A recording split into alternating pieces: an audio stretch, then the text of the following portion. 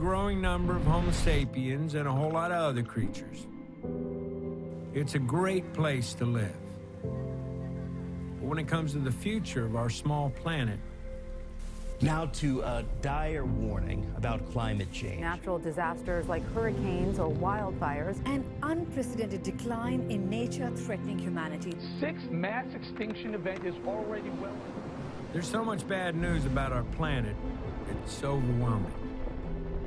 The fear that we're headed for a cliff puts most of us into a state of paralysis.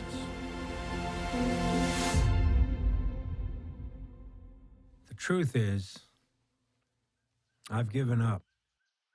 And the odds are, so have you. But what if there was another path?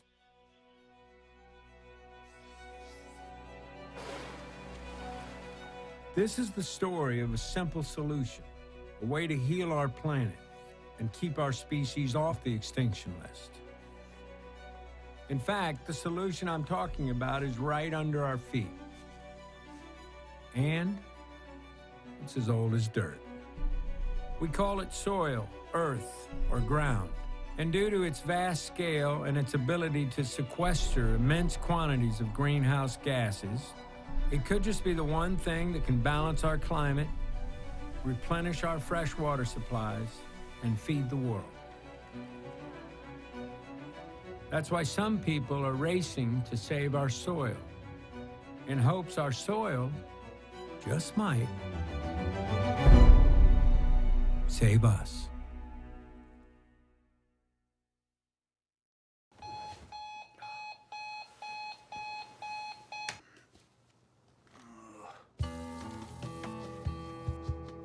I am a conservation agronomist. I have been in every state, all the way from Alaska to Puerto Rico to Hawaii. I've also been asked to go speak in Europe, Australia. I just haven't had the time. We get the soil right, we can fix a lot of our issues. Healthy soils lead to a healthy plant, healthy animal, healthy human, healthy water, healthy climate. This is what this is about today. Learning how the soil works and learning how to farm like nature does. I have learned my job is to drop a seed. And the more you farm like nature, the more we can reduce your inputs and the more money you can make. It's my calling. Just as simple as that. Actually, I've lived in 4 or 5 states. Everywhere I go and work, we're still having the same problem. Massive erosion.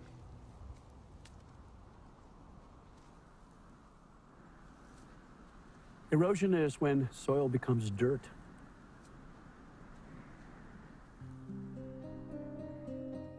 Rapid erosion began long ago when humans developed the plow. Its purpose was to break the soil in order to sow seeds. By the Bronze Age, vast areas around cities were plowed up to plant grains. But as their soils eroded, those once great empires vanished into dust. But we don't have to look back thousands of years to see the dangers of erosion.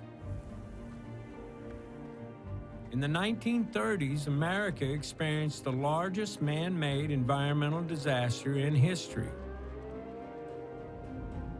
It was called the Dust Bowl.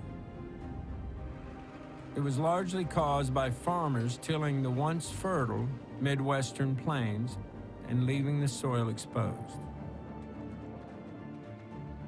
By the end of 1934, roughly 200 million acres of cropland were permanently damaged. On a whistle-stop train tour, President Franklin D. Roosevelt saw the destruction of America's soil firsthand.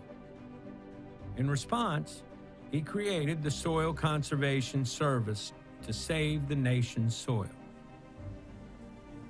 What I have seen confirms me in the belief that I've had for a long time that we're going to win on this problem. It relates to working out a plan of cooperation with nature instead of going along with what we've been doing in the past, trying to buck nature.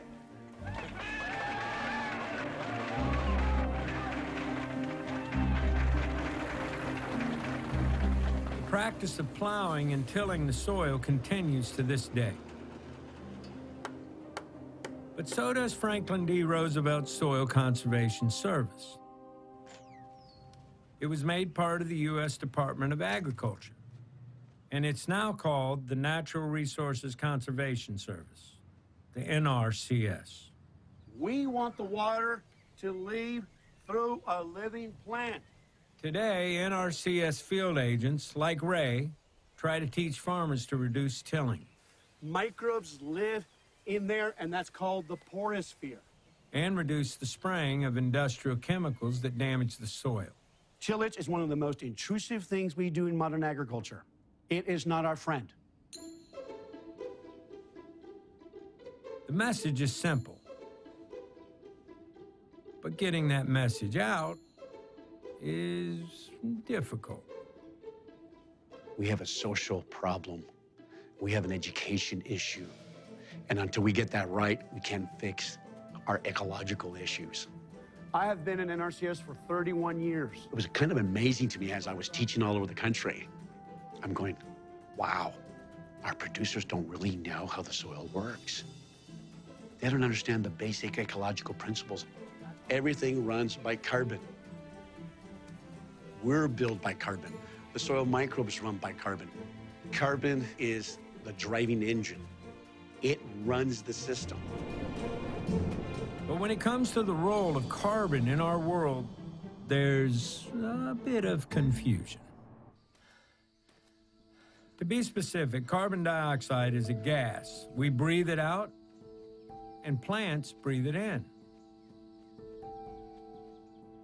We also make carbon dioxide by burning fossil fuels. But carbon isn't bad. In fact, it's the basis for all life on Earth. There's a tendency right now for us to be at war with carbon. Carbon's the bad guy, and I think this is a lost opportunity. Carbon's the good guy. We're carbon. I'm 16% carbon, and all of it came from eating vegetation and things that eat vegetation. Plants use sunlight as energy, and they pull carbon dioxide out of the atmosphere. They turn it into a carbon fuel, and that's how they grow. But 40% of that carbon fuel, they send down to their roots. They're leaking it out in a very strategic way to soil microorganisms. Plants are feeding soil microorganisms carbon, and the soil microorganisms are bringing plants mineral nutrients. And in the process of all that, those soil microorganisms make a carbon glue out of that carbon fuel. And they make habitat in the soil. They make little pockets in the soil to control the flow of air and water. And that's one of the ways that carbon gets fixed in the soil. In other words, soil has the unique ability to sequester carbon dioxide out of the atmosphere. That's a big deal. And what's even more amazing? The soil contains an entire universe of life. Here I went to years of college, and I took soil science. I didn't know. I really did not know how the soil worked. It's alive.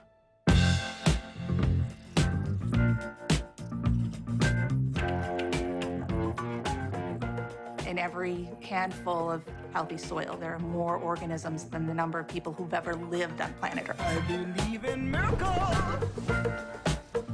Where you from? You sexy thing, you. And those organisms are processing organic matter that's in the soil and putting the nutrients into a form that the plant needs. Comparing the soil microbial diversity to the microbial diversity that we're now seeing inside the human organism. You have more bacterial cells in your body than you have human cells. Yeah, we're about 1% human and 99% microbes. It's the truth.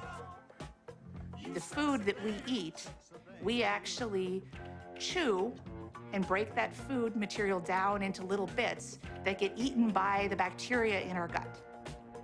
When you eat kale, let's say, when you're eating kale, your body doesn't consume kale. The bacteria consume the kale. And you feed off of what the bacteria have processed and released by the consumption of that kale. The key to health is eating dirt. And what I mean by that is we need to eat what's in the dirt that's transferred to the plants that then we eat and create health.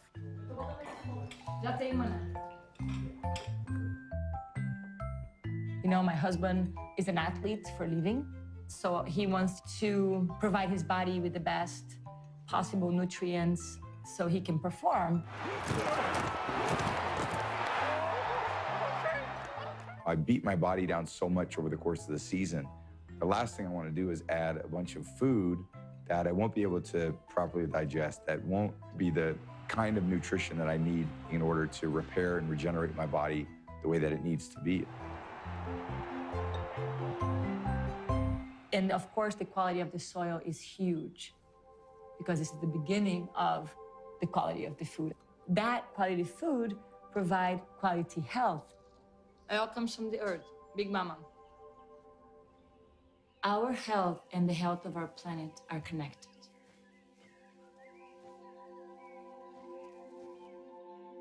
If we choose healthy food, there's a reciprocation. Not only we feel better, we are healthier, but the earth is healthier. Taking care of the microbes in the soil is critical for human health. But spraying the soil with toxic chemicals, well, does something else. All of our soils that are under chemical conventional agriculture are almost completely devoid of microorganisms.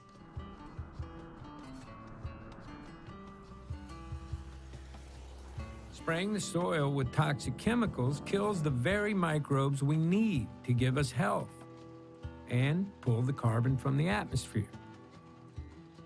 The more tilling that's done, the weaker the soil gets, and the more farmers feel compelled to use chemical sprays. This is the vicious cycle of industrial agriculture. And that cycle was developed as a result of war.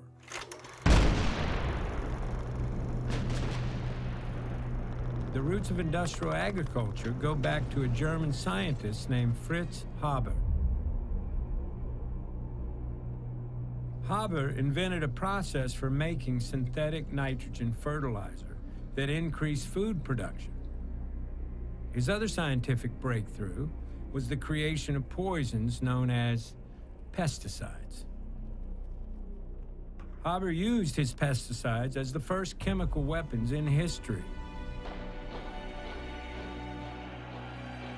Then he developed the poison used in the gas chambers of the Holocaust.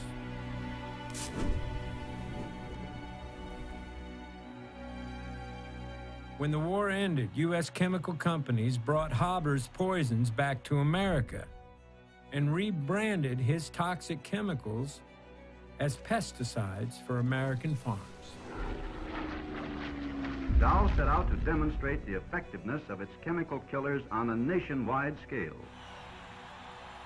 When the war ended, all the energy that went into fighting the enemies in the world went into fighting the enemies on the farm. All of a sudden, chemical fertilizer, nitrogen was available, and farmers could toss that on a field. Even if they hadn't taken care of their soil, they could get a good crop for a while. Together, these wartime innovations created the most powerful industrial food production system the world had ever seen.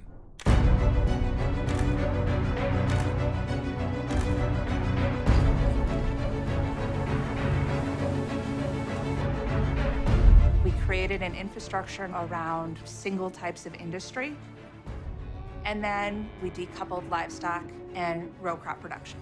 We found people who were really good at raising livestock, and you found people who were really good at growing row crops, and you split those two camps. That ushered in this big philosophical shift in terms of how we approached farming. Instead of understanding and honoring natural processes, we could just throw out these chemicals. We just throw out more and more of them. It kept going up and up and up. It takes more nitrogen now to raise a bushel of grain than it did in 1960. Our chemical fertilizers mask the problem of degraded soils. Modern agriculture was not designed for the betterment of the soil.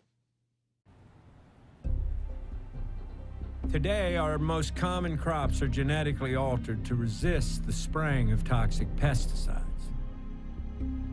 For example, the #1 crop in the United States, field corn, is almost entirely sprayed with glyphosate, a chemical suspected to cause cancer that's so oversprayed, it's found its way into our drinking water.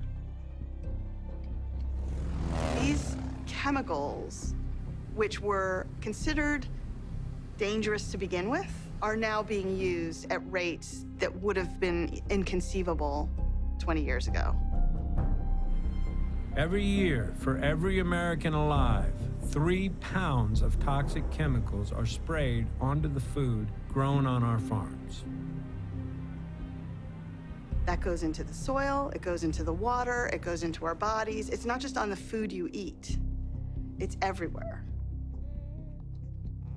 Most of the agricultural industry's pesticides and herbicides transfer directly through breast milk to babies. There are over 200 peer-reviewed studies that correlate the spraying of these toxic chemicals to effects like ADD in children, pediatric cancers, and birth defects. That's why juries have begun to award billions of dollars in damages to people who contracted cancer after using glyphosate. We know, for example, that glyphosate, which is also known as Roundup, has an effect on the gut microbiome that may lead to disturbances that can create disease, including cancer.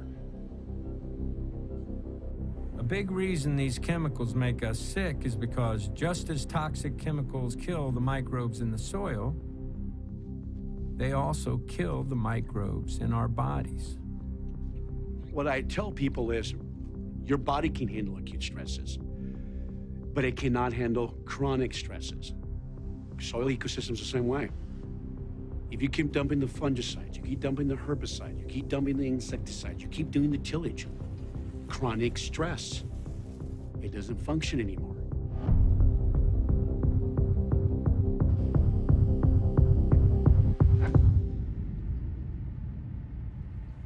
Since chemical agriculture ramped up worldwide in the 1970s, we have lost 1/3 of the Earth's topsoil. But industrial agriculture isn't just harming our soils, it's also affecting something much larger.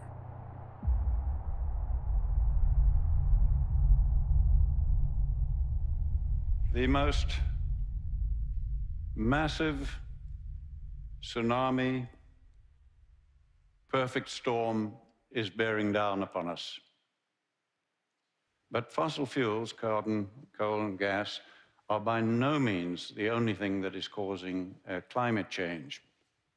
Now, because the fate of water and carbon are tied to soil organic matter, when we damage soils, you give off carbon. Carbon goes back to the atmosphere.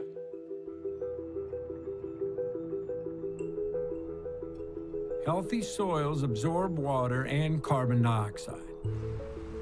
But when we destroy soil, it releases water and carbon dioxide. This dries out the soil and turns it into dust. The process is called desertification. And how we deal with it could determine the fate of more than just our climate.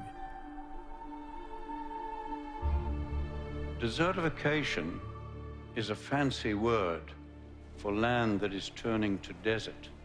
And this happens only when we create too much bare ground.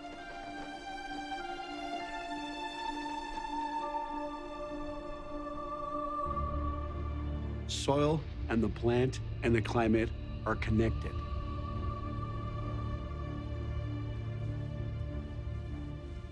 If you don't have a living plant, you're going to have more evaporation.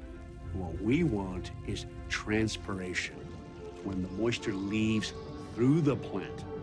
When it does that, it increases humidity, and when it increases the humidity, we have more rain. 60% of our rainfall comes from the ocean. But a lot of people don't realize 40% comes from small water cycles where our rain comes from inland. What's going on is we disrupted the small water cycles. That's when you have too much sensible heat coming off bare soil. You're having these huge vortexes of hot air going out. Instead of attracting the rain, it's pushing the rain clouds away. Take 1 square meter of soil and make it bare, and I promise you, you will find it much colder at dawn and much hotter at midday than that same piece of ground if it's just covered with plant litter. You have changed the microclimate. Now, by the time you are doing that on more than half the world's land,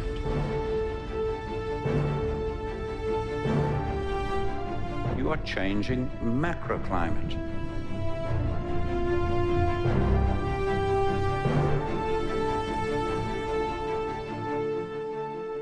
Desertification of our soils is a pressing threat to our climate and our species. But I have for you a very simple message. About 2/3 of the world is desertifying. As soils turn to dust around the world, every year 40 million people are pushed off their land. By 2050, it's estimated that 1 billion people will be refugees of soil desertification. More than 20 civilizations in all regions of the world have failed.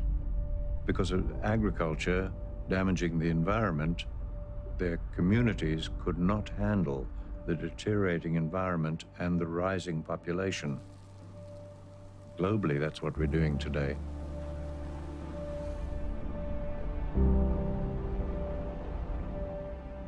Poor land leads to poor people. Poor people leads to social breakdown. Poor land leads to increasing frequency of floods and droughts, mass emigration across borders and into cities, and it's leading to ideal recruitment conditions. What we know right now is the way we're feeding ourselves is undermining the very ecology that we're dependent upon. So the long-term prognosis for our survival on this planet, given business as usual, is very, very poor.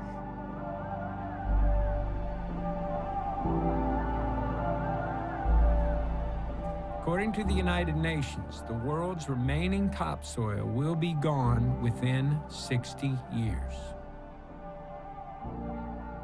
In other words, unless we find a way to save our soils, we have 60 harvests left.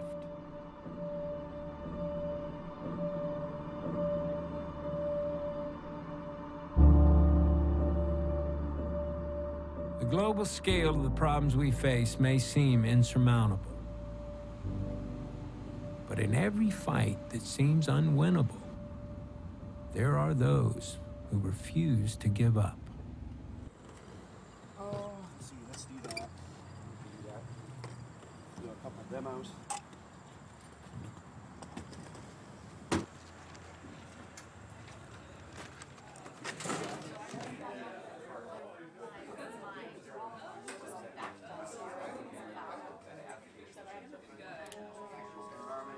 very fortunate to have Ray Archuleta with us today. Ray, as you can tell, is someone that has quite a bit of notoriety. He's got his own reality show. Now that doesn't happen. With that, I'm going to turn the floor over to Ray.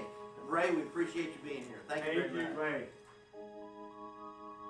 This is a supercomputer model by NASA. We're concerned of the red and purples being CO2. I want you to notice the dates. That is February, March. Now, what are we doing March, April? What do we do in modern agriculture in April? We are tilling.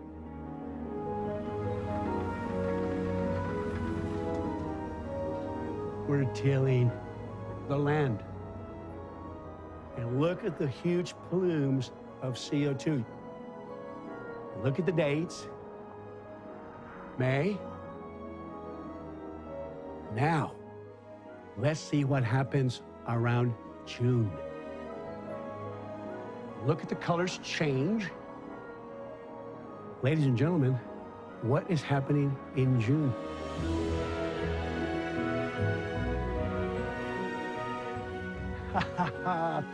Do you see how powerful the living plants are? Can you imagine if we had all our rangeland and all our cropland covered? A covered planet is a healthy planet.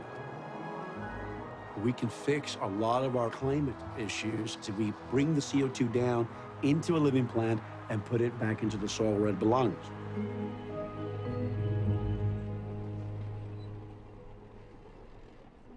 Agriculture is the biggest way that humans impact our landscape. We have unleashed through agriculture over the centuries, over the millennia, carbon from the land, and it's now up in the atmosphere. It's now part of that legacy load of carbon dioxide. Many people are coming to this discussion about soil health because it can bring that carbon back down and put it in the ground. Of course, he's an environmentalist and the editor of Drawdown, the most comprehensive plan ever proposed to reverse global warming. Please welcome Paul Hawken. Tell us why your plan is different and why it is the most comprehensive. Well, it's very different because it's the first one ever. You cannot achieve drawdown without biosequestration.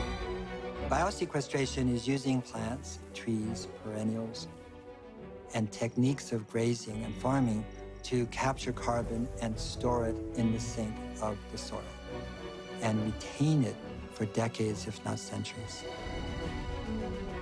What we did is map, measured, and modeled the 100 most substantive solutions to global warming. And what I mean by solutions, I mean things that are at hand. We know how to do it. They're scaling. And if we continue to scale in a rigorous but reasonable way over 30 years, we can reverse global warming. When you talk to people about this great technology that has existed for millions of years, that takes carbon out of the atmosphere and stores it safely in the soil, and that it's called plants working with soil microorganisms, it seems too simple. Putting our atmospheric carbon down into our soil may be a simple idea, but to do it on a global scale requires politics. And when it comes to the politics of climate change, well, let's just say there's a lot of hot air.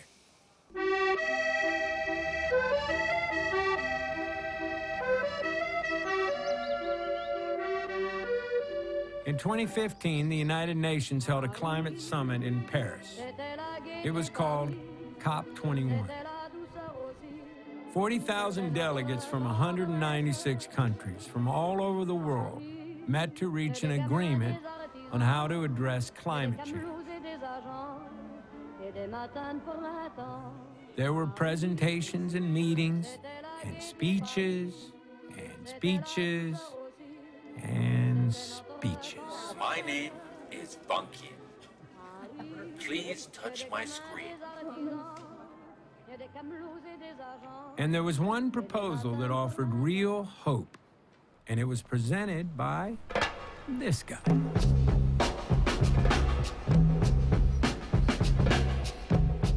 Moi, je viens d'un village de la Sarthe, petit village de 256 habitants, qui était dans le monde rural et agricole. Il y avait beaucoup d'agriculteurs. J'étais intéressé par l'agriculture très tôt. France maintains the largest agricultural science institution in Europe. It's called INRA, and it's been studying soil for over 100 years. INRA recently developed a program called the 4 for 1,000 Initiative. Their goal is to increase the carbon content of the world's soils by 0.4% annually. That would sequester the same amount of carbon that humanity emits each year. Ok, bon, bah c'est clair. Après. The soil environment can hold more carbon than the atmosphere and plants living on the surface of the soil combined. We have an incredible ability to be able to store that carbon in the soil in a relatively short period of time. Le premier outil de l'agriculture, c'est le sol. C'est pas le tracteur, c'est pas la moissonneuse-batteuse, c'est pas le satellite, c'est le sol. C'est tout l'enjeu de l'après COP21 à Paris. C'est que on fait prendre conscience du rôle des sols, on fait prendre conscience qu'on peut stocker du carbone, et après, il faut qu'on fasse agir pour réaliser les objectifs.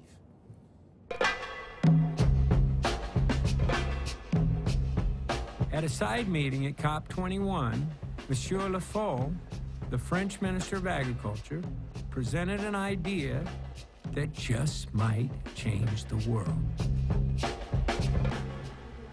Monsieur Stéphane Le Foll. Mesdames, Messieurs, mes chers collègues.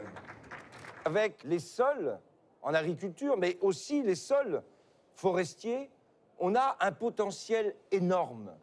La capacité qu'on a à apporter une réponse à la lutte contre le réchauffement climatique, qui pourrait être d'ailleurs l'équivalent de ce que nous émettons en carbone par an. C'est colossal. 4 pour 1000. C'est la capacité que tous ensemble, on a de pouvoir réussir. Merci. At the 4 for 1,000 event, many countries signed Stéphane Le Foll's pledge to draw carbon down into their soils. 30 countries from around the world signing on to what I believe is going to be one of the most significant changes in agriculture, because to achieve this 4 for 1,000, we have to change the way we do agriculture. And doing agriculture in a way that sequesters carbon requires a radical reduction in toxic pesticides, GMOs, and synthetic chemicals. But the 3 largest contributors to carbon dioxide and the 3 largest agricultural producers were missing from the agreement. India, the United States, and China did not show. Does it frustrate you that America did not sign on to the agreement? Si, c'est frustrant. C'est que pour la première fois, un pays, plus petit que les États-Unis, la France, mais un grand pays agricole, engage un processus global, politique, qui associe les objectifs de lutte contre le réchauffement climatique à des changements de modèle agricole. Et là, au niveau des États-Unis, on n'y est pas. And after all that, the United States announced that it had pulled entirely out of the Paris Agreement.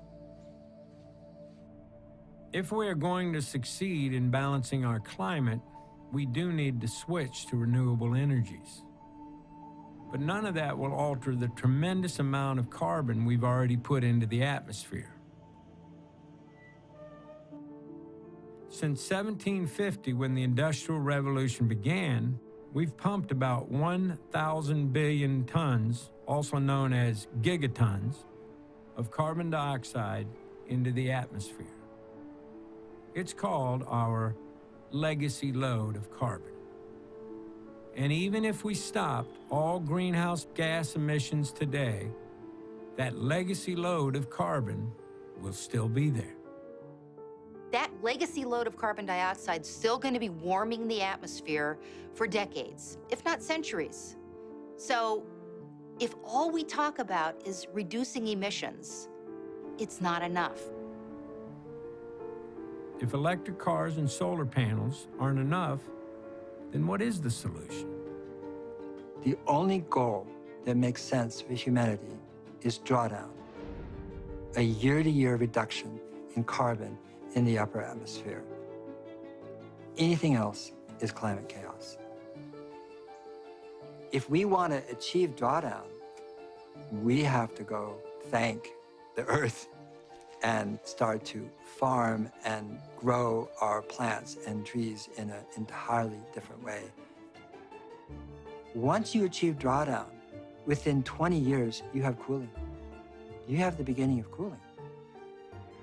So now we have a horizon that if you're 20, 30 years old, you can say, in my lifetime, we can achieve this. In other words, the very practices that heal our soils will also heal our climate. To stabilize the Earth's climate, we can use the most powerful carbon capture technologies: the photosynthesis of plants and the microorganisms in the soil.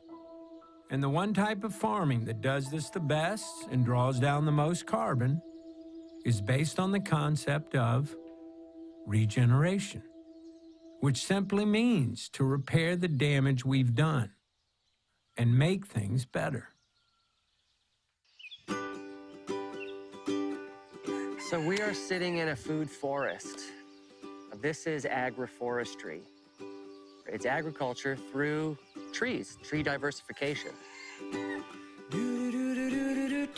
I've got an avocado tree, banana tree, fig tree, coffee trees.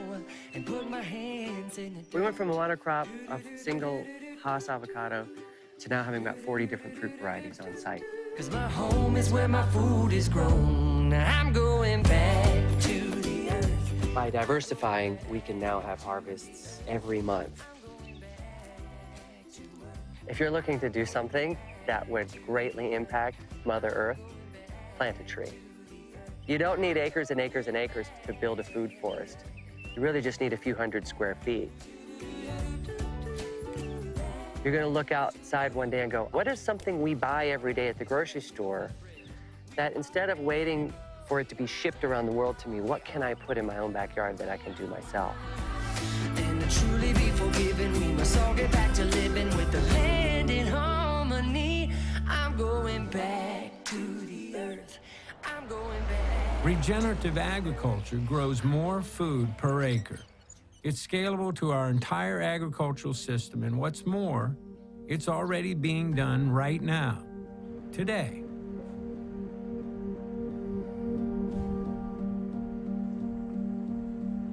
I'm a rancher. That's how I prefer to be thought of, as I'm a rancher. A farmer technically grows crops. A rancher raises livestock. Why I like to be considered a rancher is because I'm all about living things and taking part in living ecosystems. And to me, that's what my operation's about, a living ecosystem. We purchased this place in 1991, and for the first 2 years, I was farming conventionally. Heavy tillage, high use of synthetics. 1995 came along, and the day before I was gonna start combining, I lost 100% of our crop to a hailstorm. So we were totally wiped out. No income from our crops. That was really tough to take because we didn't have crop insurance. 1996 came along, we lost 100% of our crop to hail again. 1997 came along, we dried out. Nobody combined an acre. There was a major drought in this area. 1998 came along and we lost 80% of our crop to hail. So we were 4 years with basically no crop income. The neighbors were all taking bets and waiting for my land. Times were really getting tough financially, and the banker didn't want to loan me any money to buy inputs. Best thing that could have happened. I wasn't gonna fail. I really had to start focusing, how can I make this farm and ranch get these soils to produce a crop without all these inputs? So I started to be a studier of soil ecosystems. I actually went back and I read Thomas Jefferson's old journals because I was trying to figure out how did they do this previous to the use of all these synthetics.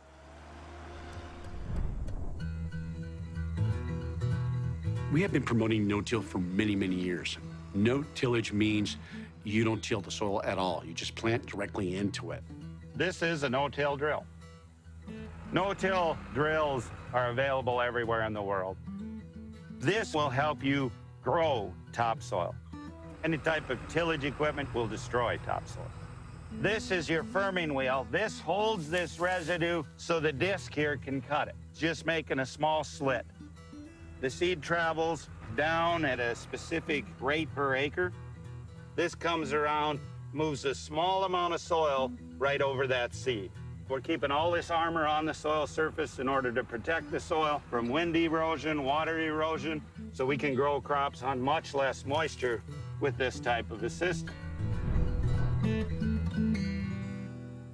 Rain falls on this, it's gonna go right into the soil. Rain falls on bare soil, it's gonna run off, and then it's gonna evaporate very quickly.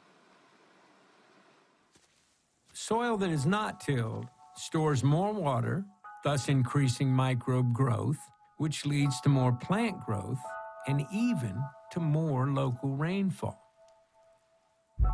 This is the virtuous cycle of regeneration. Gabe Brown's soil is also pulling more carbon out of the atmosphere. For every 1% increase in organic matter, an acre of soil draws down 10 more tons of carbon. I mean, that's huge. We have to reduce tillage. We got to grow cover crops. We have to get a living root all the time. We can't have these bare periods with nothing growing on them. We've got to start using these principles to restore the water cycle. And it is fixable.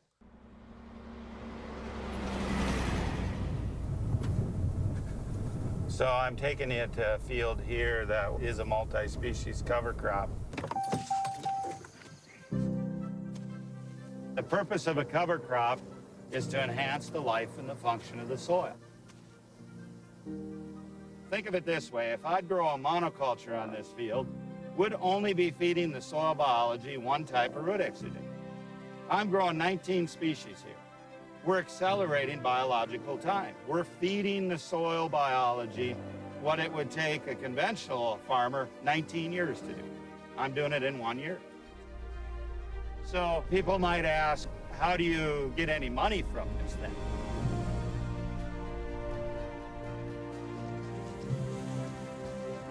Our livestock will graze this during the winter, speeding up the process of regenerating those soils. Animals grazing living plants are a part of the carbon cycle. Here in the northern plains, our soils were formed by large herds of bison and elk being moved by predators, grazing a landscape, trampling that carbon, the plants onto the soil surface, not coming back for maybe a year, allowing full recovery. It wasn't that long ago that over 60 million buffalo roamed the continent.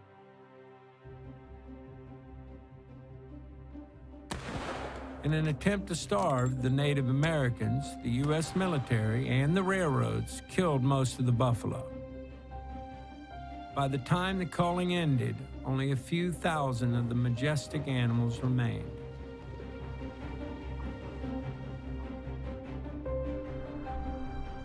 Where buffalo once roamed, industrial agriculture now grows.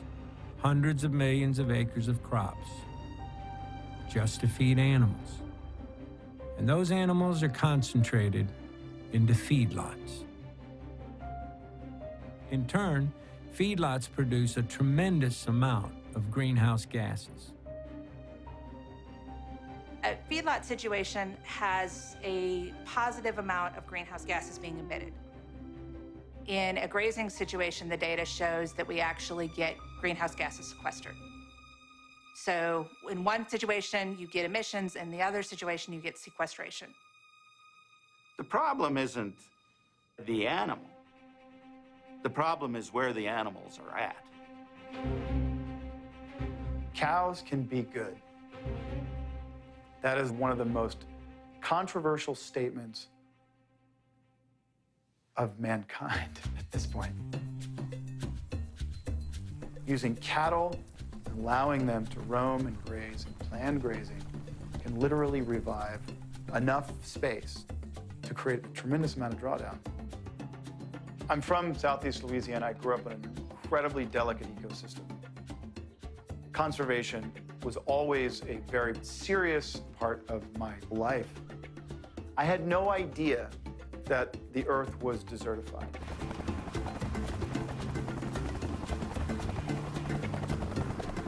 I got on a plane from New York City to fly to Zimbabwe to meet Alan Savory, so he could show us the difference between desertification and regeneration. Land that has been holistically managed through planned grazing using cattle, the most vilified animal in the world. We are in Africa right now, driving through a field that has been under Alan Savory's holistic management for 9 years, and it is in Eden. This is what you call high grass. Using livestock to reverse desertification is totally scalable to about 2/3 of the world's land, and nothing else is. And frankly, that can be done at extremely low cost.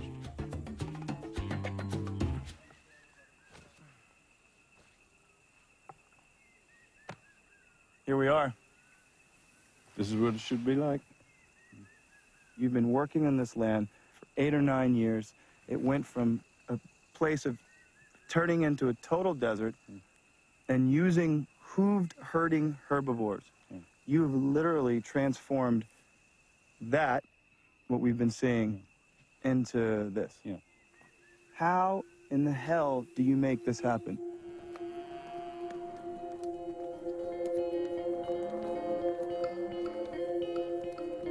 So the dung, the urine, and the hooves of the animals are what cause this grass to grow.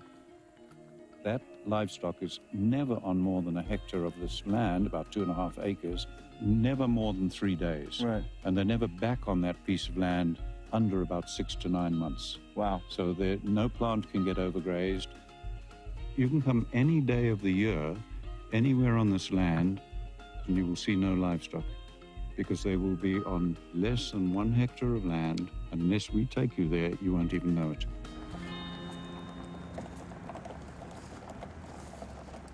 Dealing with this beast of climate change, a lot of people don't understand that this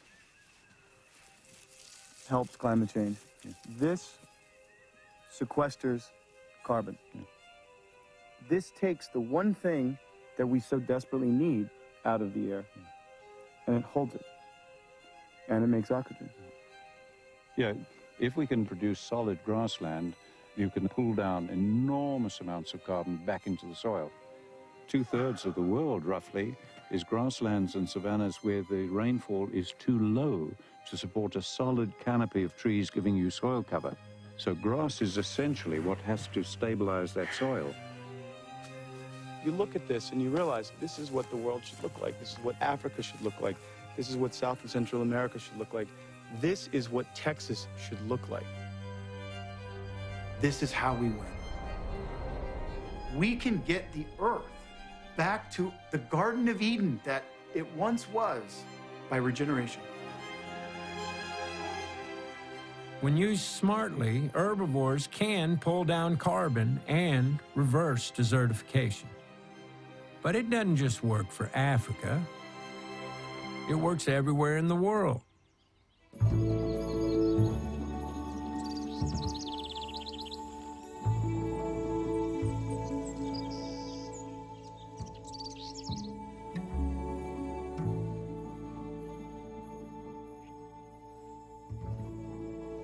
It's long pants today, right? You guys are gonna ride horses? Yeah. Okay.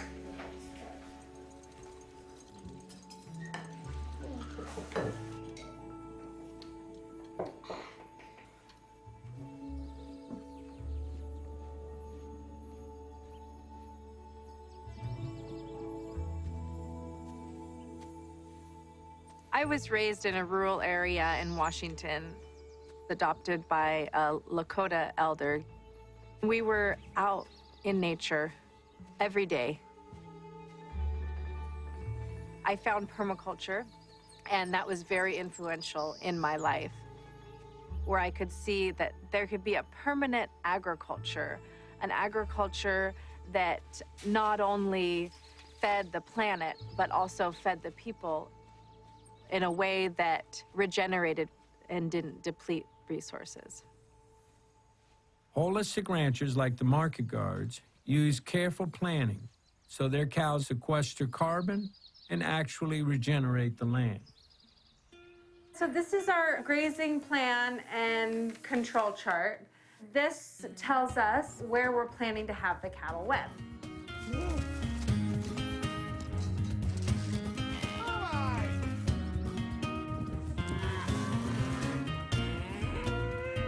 Let's see, it's July 22nd.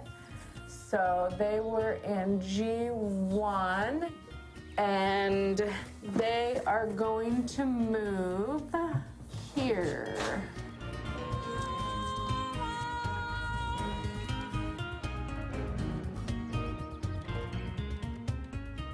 All these paddocks correlate with a map that I have here.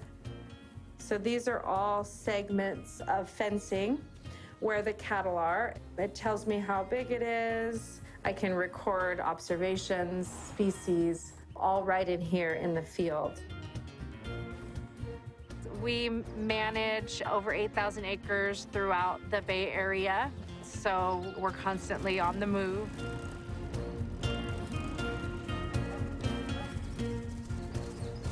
I never get bored. I never get bored.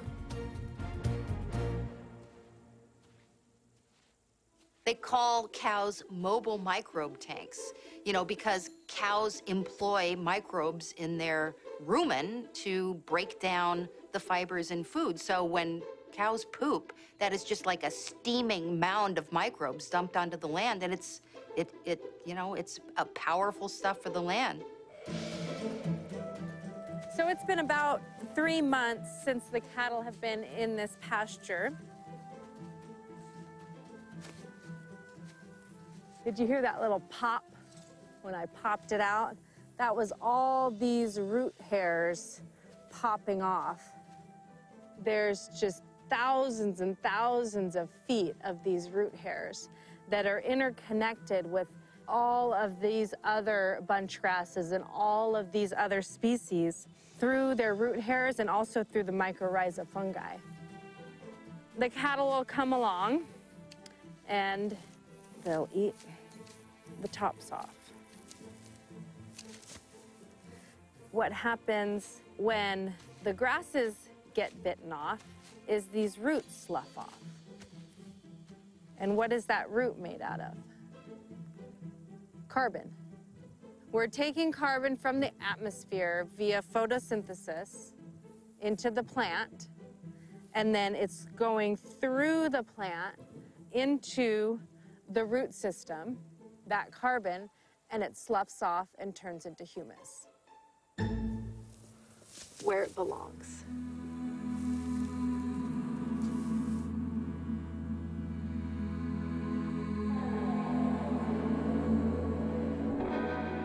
The form of agriculture that we use creates billions of lives in the form of soil microbes, in nematodes, in grassland birds. All of that wildlife is flourishing under an agriculture system versus a tilled crop field, which is denuded of life. And the vast majority of those tilled fields grow one thing: animal feed. Corn, soy, and hay. These crops and the feedlots that rely on them exist only because they are subsidized by our tax dollars.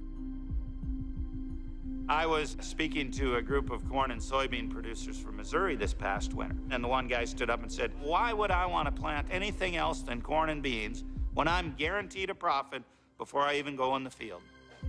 The United States Department of Agriculture uses something called the Commodity Credit Corporation to give farmers price guarantees for growing specific crops.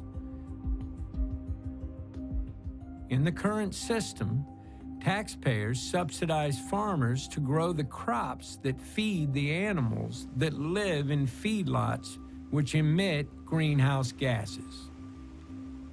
The result? Our land is turning to dust and our farmers are going bust.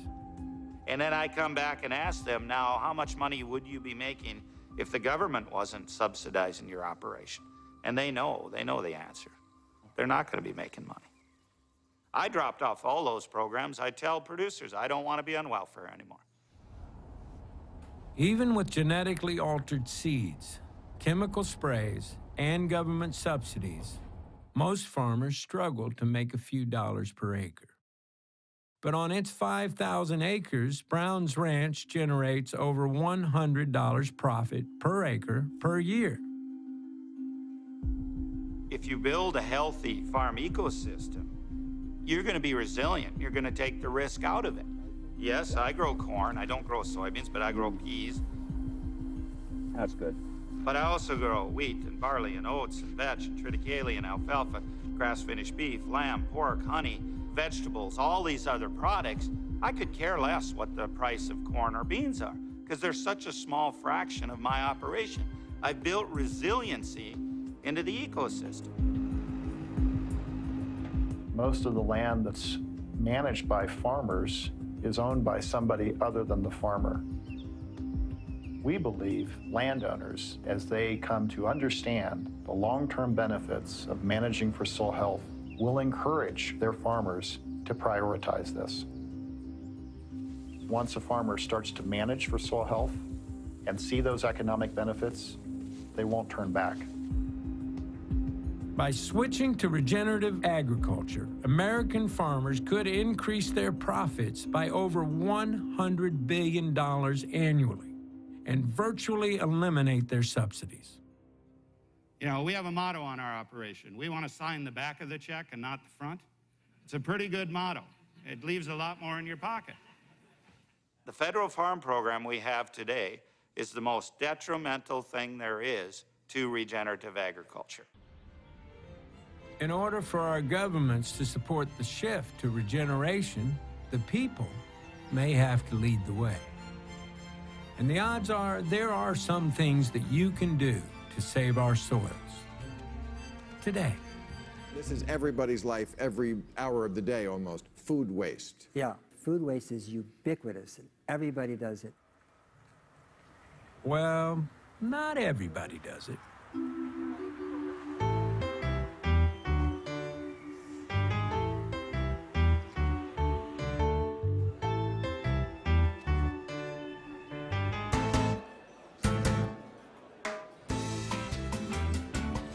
There are continents and other really large regions that are getting hit with a double whammy of higher temperatures and drought.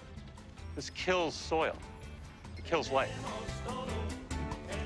One of the solutions to that challenge is to collect the food scraps from cities like San Francisco, turn them into compost, and get it onto local farms, and that helps them retain water because compost is a natural sponge. The unfortunate reality is most trash or garbage gets incinerated or sent to a landfill. We need to model nature. I had the good fortune of being mayor when we brought the United Nations World Environment Day into our city. We made it a week-long celebration of the environment and a call to action. And one of the specific strategies was reducing waste. San Francisco residents are actually fined for not putting compost into the green bin. We incentivize people to keep things out of the black bins. When you have nothing in a black bin, we don't charge you. When you have a ton of stuff in the black bin, we charge you a lot. So your goal is to get it in the green and blue bins, the composting and the recycling bins. You want to move the mouse? Got to move the cheese. In San Francisco, we're collecting 700 tons of food scraps and plant cuttings per day.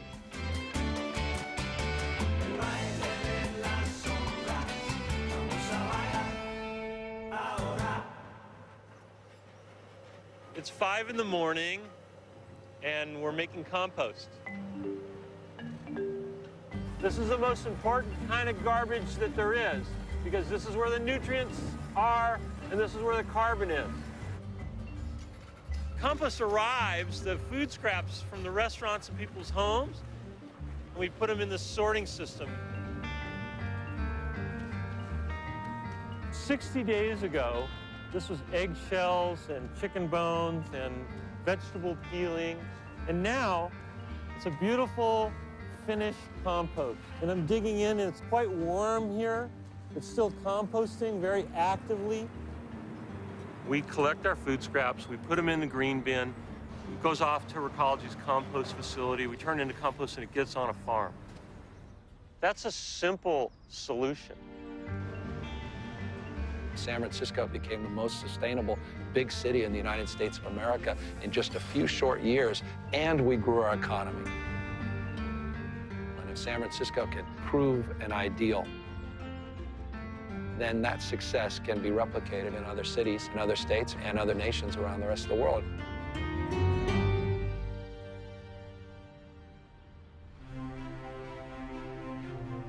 Compost is the natural decomposition of organic matter in nature. In a forest floor, it's when the leaves drop, the fungi and bacteria take it over and literally build the soil at the root zone. Compost is all about community. From the community of microbes that are breaking down the pile to the community of individuals in Los Angeles that are physically churning and sifting and contributing to that pile. I collect food scraps from restaurants, manure from zoos. Manure. Do you know why? To keep this stuff out of landfills and use it to make good, rich dirt. That's why. How do we take waste and repurpose and reuse it, because it's really not waste? My name is Passion. It's Passion Murray. So that was my destiny, to be passionate about the environment. When we went to Haiti to run this compost sanitation pilot, everybody kind of thought I was crazy. And baby, I am. I'm Steven, yeah. And you're the man. And I'm the woman. Yeah, cool, man. We're the men around, man. Well, Haiti happened, obviously, this earthquake that was just so devastating. We all felt like we wanted to do something. And she's a problem solver.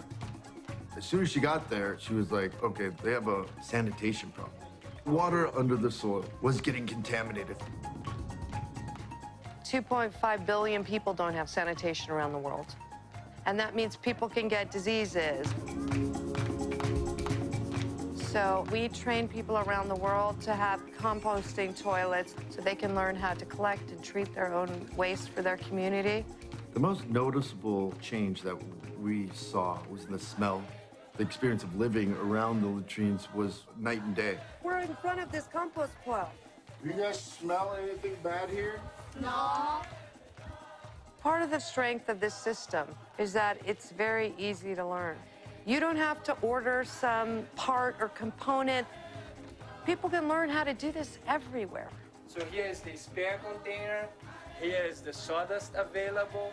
What I love about thermophilic composting is that it helps address multiple climate change issues. It helps us protect water resources, treating it and getting rid of all the pathogens and ending up with compost. And when it's finished, it will be like beautiful dirt. You can then amend the soil and have more crop growth. The only problem with it is that people are hung up on the fact that it's human feces. We just, in general, as humans, have a poo phobia. But what most people don't know is that all across America, if you buy some potty mix, it probably has biosolids in it, and that comes from human sewage. We eat food, we poop it out, we can then treat it and create soil that has good content for the plants, and then the circle just goes around and around. The poop has to stay in the loop. This is a very nice toilet, and I would love to go to the bathroom in your toilet. Excuse me, please. Compost is just one of a suite of soil-based carbon capture solutions. The more we choose regenerative foods, the more the farmers will grow them. We're at a critical moment in human history. There could be a way to eat food that heals the planet. The way we're articulating it is the regenerative diet. I've personally been vegan for 20 years. I'm just kind of prove in my own role, like, hey, you can rock life in a very healthy, strong, powerful fashion on a plant-based diet. If you're eating meat, you can eat it from a lot more correct, high-level farms. If we do eat meat, we need to eat meat that comes from pasture-raised, grass-fed, humanely killed animals. This is the most crucial choice all of us can make for the future of the planet.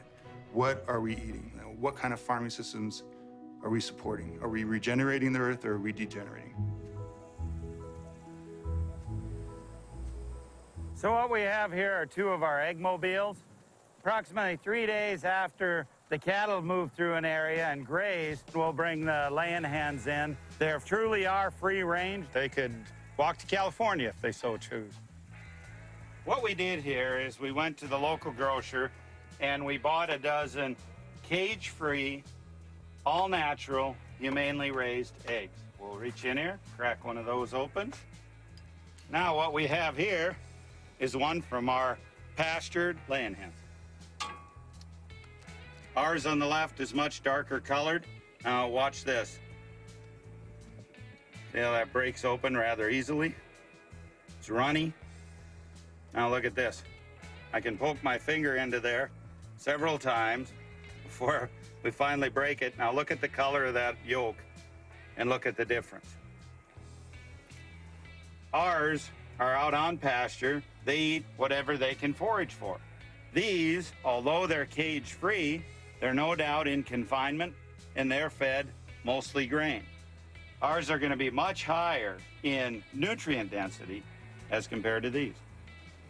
And what you're really feeling there is the nutrients and the complexity of regenerative agriculture. Eating a regenerative diet is important, but so is working with the people who grow our food. Today, we estimate 5% or less of farms are managed for soil health. The Nature Conservancy has partnered with the National Corn Growers Association to establish the Soil Health Partnership. Our goal is to grow this to 50% of U.S. farms managed for soil health by 2025. This idea of the Soil Health Academy started about 5 years ago when Ray first stepped onto my ranch and we first met. Little did we know what would become of that plan to try and move regeneration forward. It's finally come to fruition. Ray Archuleta. Hi, Jesse. Good to see you. Let me start off with myself. My name is Ray Archuleta. I had 32 years of government service. Our goal was to make the soil healthy, to teach more of these ecological principles. We wanted to to mentor, to inspire people that they're part of the planet and that we're going to have a better relationship with it. Used to be you'd pick up a farm magazine and there wasn't a single article about soil health. Now you cannot pick one up without there being some article about soil health. That gives me hope. We can improve soil health much, much faster than we used to think possible. Sometimes when I give presentations, I get this group that's just, no way, won't happen here, can't happen here. So I offer them this challenge. I said, I will bet my ranch against yours that I can get it to work on your operation. Because the principles of soil health, least amount of mechanical disturbance, diversity, armor on the soil, living root at all times, animal integration, those principles are universal. There is zero doubt, and I mean zero doubt in my mind, I can get these practices to work anywhere in the world.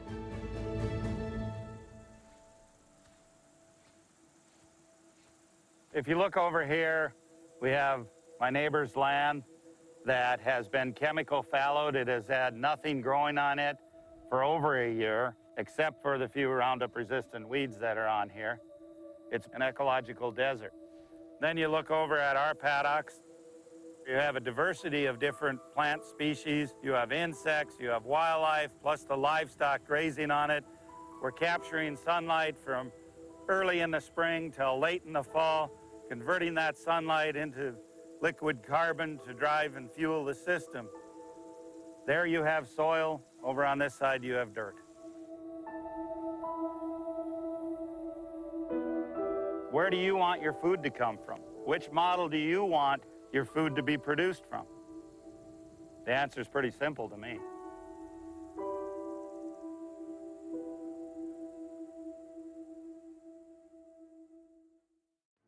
All over our planet, people are using the practices of regeneration to heal the land and balance the climate. Some of these projects are big. We know that about 25% of the world's land mass has been degraded by human beings over historical time.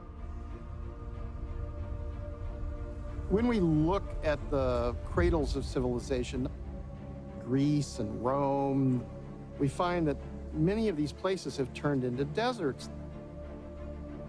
The sand is blowing across the ruins of once great civilizations. The Lys Plateau, the cradle of Chinese civilization, was the place where settled agriculture first began. When I was asked to film the baseline study in the Lys Plateau, I found myself alone, standing on a mountaintop, and I could look in 360 degrees and there was no vegetation. This was fundamentally ecologically destroyed. It was called the most eroded place on Earth, filled with miserably poor people. So I felt that I had to spend the rest of my life dealing with this. It was hard to imagine at that time that you could restore that. So from about 1994 till 2009, 14 years, an area of 35,000 square kilometers, approximately the size of Belgium. They had the top Chinese scientists, they had international scientists from the World Bank supporting them. They created mapping systems with satellites so that every watershed had a unique address. The results were stunning.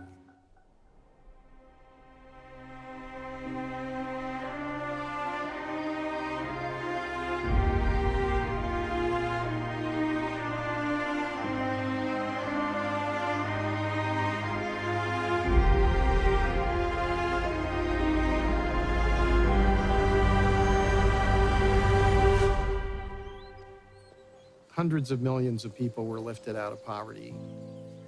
We met people who were illiterate, and their children now go to the top universities in the country.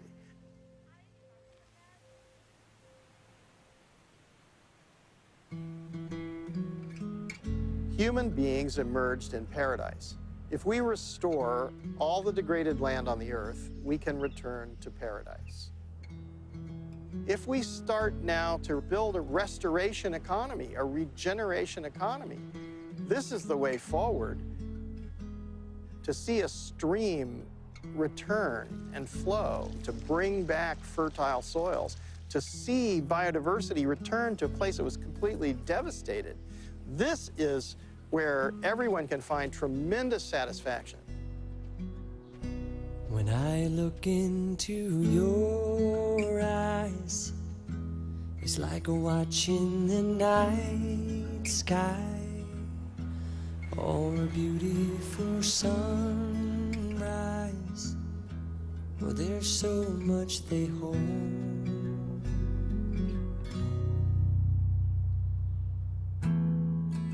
So let's restore a little bit of paradise every day. It's not that difficult. If we stop distracting ourselves with shiny objects and we start to think about what's really important to us, to see biodiversity return to a place that was completely devastated, this is where everyone can find tremendous satisfaction and the meaning of our lives. We're all in this together. Every action that we take affects every other action, like a ripple in the pond.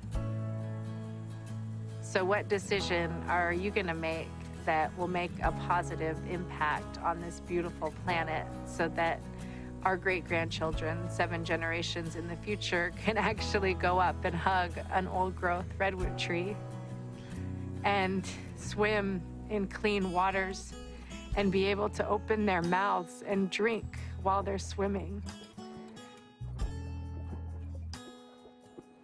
And what is it that we can do today so that our children can flourish in the abundance that we've created by our decisions?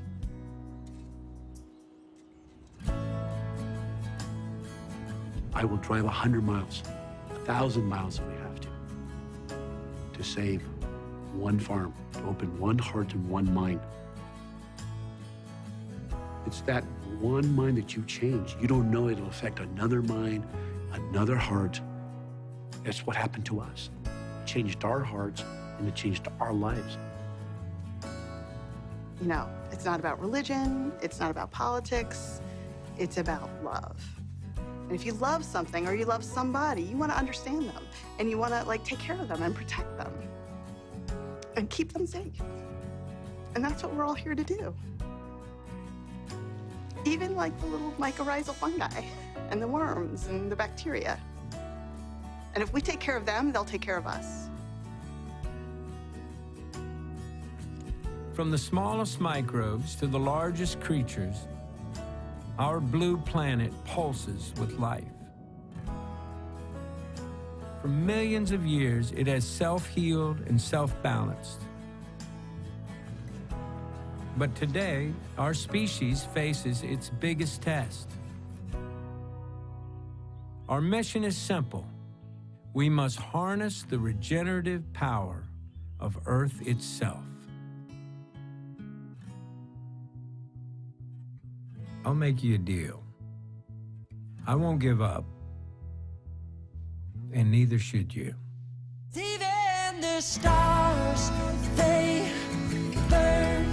Some even fall to the earth. We got a lot to learn.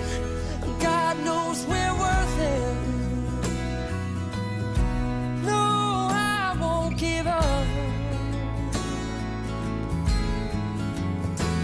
I don't want to be someone who walks away so easily. I'm here to stay and make the difference that I can make. Our differences, they do a lot to teach us how to use the tools and gifts we got here. We got a lot at stake. And in the end, you're still my friend. At least we did intend for us to work. We didn't break, we didn't burn. We had to learn how to bend without the world caving in. I had to learn what I got and what I'm not. and who I am. I won't give up on us, even if the skies get rough. I'm giving you all my love. I'm still looking up, I'm still looking up. Well, I won't give up on us. God knows I'm tough. He knows we got a lot to learn. God knows we're worth it. I won't give up on us, even if the skies get rough. I'm giving you all my love. I'm still looking up. What is carbon dioxide? It's comes from That's a trick question for me. You caught me off guard on that. I guess that would be carbon and two molecules of whatever. Something bad? It's poison that you're breathing, and it will destroy you. What are things that you're doing in your life to make an impact around climate change? I mean, I like to, do my part when I can, like with my metal straw. Going to the paper straws. No plastic straws. Paper straws versus plastic. Recycled straws. Every time I come here, I feel energized. If recycling and paper straws are our only hope, we are in really big trouble. We can absolutely reverse climate change by making things better, not just fixing what was bad. Could you imagine that? So we're no longer degenerating, we are regenerating. That sounds awesome. I want regeneration. Father to my mother, who died when I was 12, who didn't leave a fortune, but a different kind of wealth. A tree for me to climb in, with fruit under its leaves, which season after season became quite a legacy. More than just a farmer, he was a brilliant engineer, whose footsteps took him farther as they fertilized the fields. And on an ancient rootstock, he placed new varieties. A believer in the future, he was a man who planted trees. Go, lay your roots down, son. Let your love shine on everyone. Lay your roots down here. There's 1,000 ways to feel. He taught me how to kiss the ground and be grateful with my words aloud. Even the air is different now, and I'm gonna make him proud. Singing, go, lay your roots down, son. Let your love shine on everyone. Lay your roots down here. There's 1,000 ways to kneel. Kiss the ground, kiss the ground, kiss the ground. Kiss the ground, kiss the ground, kiss the ground. Kiss the ground, kiss the ground, kiss the ground. Kiss the ground, kiss the ground, kiss the ground.